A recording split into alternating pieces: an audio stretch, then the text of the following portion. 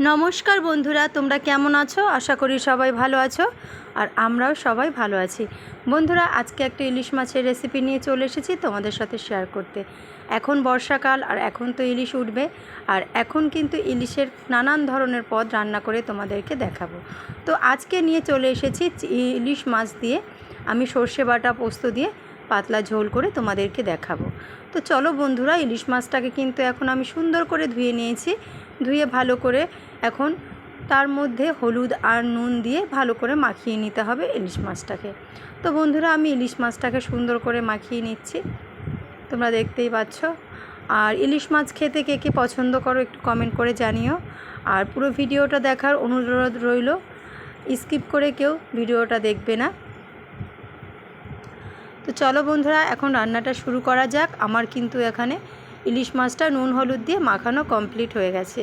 আর একটা হচ্ছে পোস্ত আর হচ্ছে সর্ষে একসাথে পেস্ট করে নিয়েছি, আর তার সাথে ছিল কাঁচা লঙ্কা। দেখো বন্ধুরা, আমার কিন্তু কড়াইয়ের মধ্যে তেলটা গরম হয়ে গেছে। আর যে হলুদ আর নুন দিয়ে মেখে রেখেছিলাম ইলিশ মাছটা এখন দিয়ে দিলাম তেলের মধ্যে ভাজার জন্য। তো ইলিশ মাছটাকে সুন্দর করে এখন ভেজে নিতে হবে। আর ইলিশ মাছ দিয়ে কিন্তু যে কোনো তরকারি করলে খুবই সুন্দর লাগে খেতে। আর ইলিশ মাছের মাথা দিয়ে কচুর শাকের তো কোনো তুলনাই হয় না।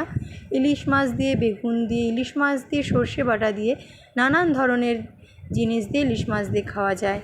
আর কচুর তরকারি খাওয়া যায় ইলিশ মাছের মাথা দিয়ে, অনেক ধরনের খাওয়া যায়। আর ইলিশ মাছের মধ্যে কিন্তু বেশি মশলা লাগে না, অল্প মশলায় হয়ে যায়। মশলা ছাড়াও কিন্তু কাঁচা লঙ্কা চিরে আপনারা রান্না করবেন, তাতেও ভালো লাগবে।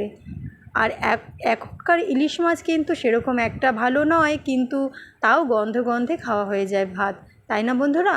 আর আগে যেমন ইলিশ মাছ ভাজলে কত পরিমাণ তেল বের হতো, তাই না? তেল দিয়ে ভাত খাওয়া হয়ে যেত, এক থালা ভাত। আর এখন ভাজার সময় তেল একটু বেশি পরিমাণে দিতে হয়, ইলিশ মাছে তো আর তেল বেরায়ই না। ভাজার তেল দিয়ে গন্ধ গন্ধ দিয়ে ওই ইলিশ মাছের তেল দিয়ে খাচ্ছি, এটাই বলে খাওয়া হয়। তো দেখো বন্ধুরা, আমার কিন্তু ইলিশ মাছটা এক পাশ আর এক পাশ করে ভাজা আমার কমপ্লিট হয়ে গেছে। এখন আমি ইলিশ মাছটাকে সুন্দর করে তুলে নিয়েছি। আমি যে ইলিশ মাছটা মেখেছিলাম নুন হলুদ দিয়ে, আমি ওটার মধ্যেই তুলে নিয়েছি, আলাদা কোনো থালা বাড়াইনি। আর এই যে আমি সর্ষে আর পোস্ত আর কাঁচা লঙ্কা একসাথে মিক্সড করে বেটে নিয়েছিলাম, সেটার মধ্যে আমি এখন একটু জল ঢেলে নিয়ে ভালো করে এটা একটু নাড়িয়ে চাড়িয়ে নিচ্ছি। আর এই পোস্ত আর সর্ষে বাটা দিয়ে আজকে আমি ইলিশ মাছটা পাতলা ঝোল করব। তো বন্ধুরা দেখো, আমার কিন্তু মশলাটা ওখানে কমপ্লিট হয়ে গেছে। আর এখানে আমি তেলে গরম করতে দিয়েছিলাম, ইলিশ মাছ ভাজার তেল ছিল একটুখানি, আর একটু তুলে নিয়েছিলাম গরম ভাত দিয়ে খাওয়ার জন্য। আর আরেকটু দিয়েছিলাম, যেহেতু আমি তুলে নিয়েছি ইলিশ মাছের তেলটা ভাত দিয়ে খাওয়ার জন্য, তাই এখানে আমি আরেকটু তেলটা দিয়েছিলাম, অল্প একটু পরিমাণ। আর এখানে আমি দিয়ে দিয়েছিলাম তেলটা গরম হওয়ার পরে কালো জিরে ফোড়ন। আর এই কালো জিরে ফোড়নের মধ্যে আমি দিয়ে দিলাম পোস্ত আর সর্ষে যে বেটে রেখেছিলাম, সেই পোস্ত আর সর্ষে বাটার এখানে ঝোলটা, মানে ঝোল বলতে পারো বা জল দিয়ে রেখেছিলাম, আমি এই জন্য ঝোল বললাম, এটা আমি দিয়ে দিলাম। আর পরিমাণ মতো আমি একটু তার সাথে জল অ্যাড করে দিলাম। তোমরা যে যেরকম খাবে সেরকমভাবে জলটা অ্যাড করতে পারো। তারপরে আমি দিয়ে দিলাম একটু হলুদের গুঁড়ো। তোমরা যদি অনেকে সর্ষে পোস্ত হলুদ খান না, কিন্তু আমি খাই, যেহেতু আমরা দিয়ে দিলাম, তোমরা নাও দিতে পারো। আর ঝালটা যে যেরকম খাবে সেরকম পরিমাণ ঝালটা বুঝে দেবে। একটু হলুদ দেওয়ার পরে আমি একটু নাড়িয়ে চাড়িয়ে নিলাম। এখন গ্যাসের আঁচটা একটু জোরে বাড়িয়ে দিলাম। আর দেখো, আমার ঝোলটা কিন্তু ফুটতে শুরু করেছে। এখন এই অবস্থায় দিয়ে দিলাম কিছু পরিমাণ কাঁচা লঙ্কা চেরা। আমি কাঁচা লঙ্কা বাটা দিয়েছি, আর একটু কাঁচা লঙ্কা গোটা গোটা দিয়ে দিলাম, অল্প একটু চিড়ে চিড়ে দিয়েছি। আর দেখো, ঝোলটা কিন্তু আমার অনেকক্ষণ হয়ে গেছে, ফুটতে শুরু করেছিল, অনেকটা কমেও গেছে। এখন একটু নাড়িয়ে চাড়িয়ে দিচ্ছি।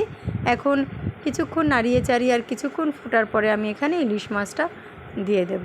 আর যেহেতু বললাম আমি পাতলা ঝোল করব, তাই বেশিক্ষণ আর ফোটাবো না, কারণ একটু ঝোল ঝোল রাখবো বন্ধুরা। অনেকক্ষণই ফুটেছে।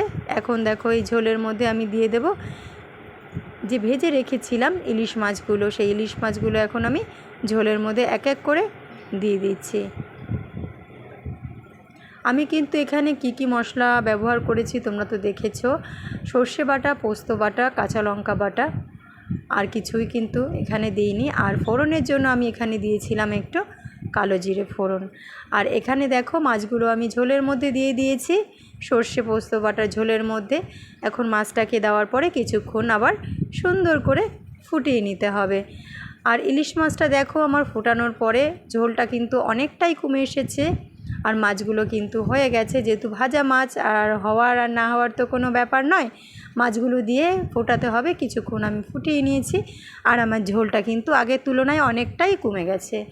এখন এই অবস্থায় আমি দেব হচ্ছে একটু কাঁচা তেল। ইলিশ মাছ রান্না হচ্ছে সর্ষে বাটা দিয়ে, কাঁচা তেলটা তো অবশ্যই দিতে হবে, তাই না বন্ধুরা? তার জন্য আমি একটু দিয়ে দিলাম এখানে ইলিশ মাছের সাথে একটু সর্ষের তেল, মানে কাঁচা এটা কোনো ভাজা না, একদম কাঁচা তেল। আর তোমরা এভাবে একটু করে খেয়ে দেখবে, আশা করি তোমাদের ভালো লাগবে। আর তোমরা বাড়িতে কে কীরকমভাবে খাও আর আমার রেসিপিটা কেমন হয়েছে একটু কমেন্ট করে জানিও। একটু নাড়িয়ে চাড়িয়ে নিতে হবে। কাঁচা তেলটা দেওয়ার পরে আমি আর একটু পরিমাণ ফুটিয়ে নেব। আমার কিন্তু কিছুক্ষণ ফুটিয়ে নেওয়ার পরে কিন্তু হয়ে যাবে রেডি একদম ইলিশ মাছের পাতলা ঝোল। তো চলো বন্ধুরা, এখন আমার হয়ে গেছে, আমি এখন নামিয়ে তোমাদের দেখাই। বন্ধুরা আমি কিন্তু নামিয়ে নিয়েছি, আর দেখো কালারটা কত সুন্দর এসেছে। কেমন হয়েছে রেসিপিটা অবশ্যই জানাবে। আর সবাইকে আমার ভিডিওটা দেখার জন্য অসংখ্য অসংখ্য ধন্যবাদ। আমার পাশে তোমরা সবাই থেকো, আর তোমরা যখন একটা কমেন্ট করো আমার খুবই ভালো লাগে, তখন নিত্য নতুন ভিডিও দেওয়ার আমার আগ্রহ বেড়ে যায়। অসংখ্য ধন্যবাদ সবাইকে, টাটা।